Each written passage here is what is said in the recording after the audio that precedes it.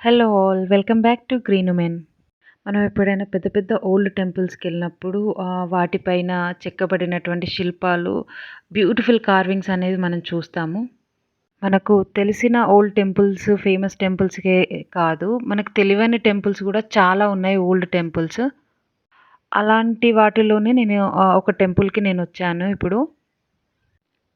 So, నేను ఇది ఇప్పుడు చూపిస్తున్న టెంపుల్ వచ్చేసి మనకి హైదరాబాద్ దగ్గరలోనే సంగారెడ్డి నుంచి కొంచెం దూరంలో పెద్దాపూర్ నుంచి లోపలికెళ్తే ఉంటుంది ఇది. ఇక్కడ శివలింగాన్నే పూజిస్తారు. ఇదొచ్చేసి శివుడి గుడి. బట్ ఇది మాత్రం చాలా ఓల్డ్ టెంపుల్. వీటిపైన ఓల్డ్ తెలుగు అక్షరాలు రాసుంది. కానీ ప్రతి శిల్పంలో ఖచ్చితంగా ఏదో మీనింగ్ ఉన్నట్టే ఉంది చూడండి. ఒక దాంట్లోనేమో త్రిమూర్తులున్నారు. ఇంకో దాంట్లో కామధేనువు, దేవుళ్ళున్నారు. సో, ఏదో ప్రతి దాంట్లో ఏదో మీనింగ్‌తోనే చెక్కినట్టున్నారు ప్రతీది గూడా. కానీ చాలా బ్యూటిఫుల్‌గా ఉంది. ఎవ్రీ కార్వింగ్ గూడా అసలు. అండ్ ఇదొచ్చేసి దాని పక్కనే ఉన్న ఇంకో టెంపుల్. చూడండి, టెంపుల్ స్ట్రక్చర్ వచ్చేసి కొంచెం నార్త్ సైడ్ ఓల్డ్ టెంపుల్స్ ఉంటాయి కదా, అలాగే ఉన్నాయి. లైక్ పూరి జగన్నాథ్ స్వామిది అలాంటి వాటిలాగా. కానీ చాలా బ్యూటిఫుల్గా ప్రతి స్తంభం పైన కూడా చాలా విగ్రహాలు చాలా మీనింగ్ఫుల్గా ఉన్నాయి. ఈ బయటవే కాకుండా లోపలివి చూస్తే అయితే మైండ్ బ్లో అవుతుంది నిజంగా. చాలా అంటే చాలా బ్యూటిఫుల్గా చెక్కారు. నాకైతే చూస్తుంటే అలాగే ప్రతీదీ అబ్జర్వ్ చేస్తూ ఉండాలనిపించింది. అసలు ఏంటి ఇందులో మీనింగ్ అని చెప్పేసి. ఇదొచ్చేసి అంటే ఇక్కడే నార్మల్‌గా ఓల్డ్ మన తెలుగు లిపియే ఉంది. తెలుగువారే కట్టించారు కానీ మోడల్ అయితే నార్త్ మోడల్ ఉంది మొత్తం టెంపుల్ గూడా. నార్త్ సైడ్ ఓల్డ్ టెంపుల్స్ లాగానే ఉన్నాయి.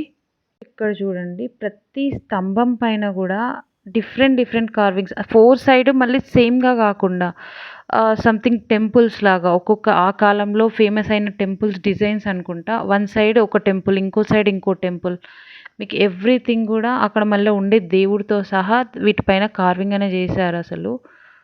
ఎంత బ్యూటిఫుల్‌గా చేశారు చూడండి. మళ్ళీ ఇంకోటేంటంటే ఎన్ని స్తంభాలున్నాయో అన్ని స్తంభాల పైన ప్రతి సైడ్ గూడా డిఫరెంట్ డిజైన్. ఒక స్తంభం మీద గీసింది ఇంకో స్తంభం మీద అసలు వాళ్ళు కార్వ్ చేయలేదు. ఇక్కడ చూడండి, సింహం పైన అమ్మవారు కూర్చున్నట్టు ఇదేదో దేవాలయం దానిలాగా చెక్కారు చూడండి.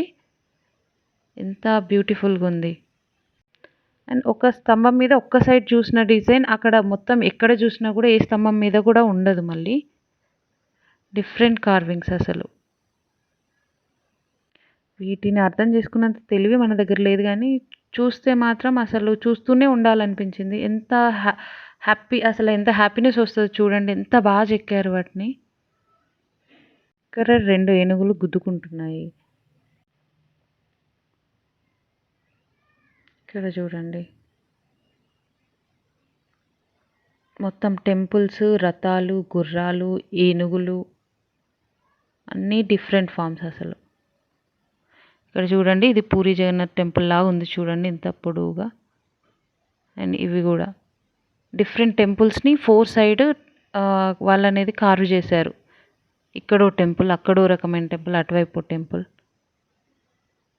నాకైతే చాలా బ్యూటిఫుల్గా అనిపించింది. ఇది ఏ కాలం నాటి టెంపులో అందులో అయితే రాసుంది, మీరు చదువుకోవచ్చు. నేను పెట్టిన దాంట్లో నేను చదివాను బట్ మర్చిపోయాను.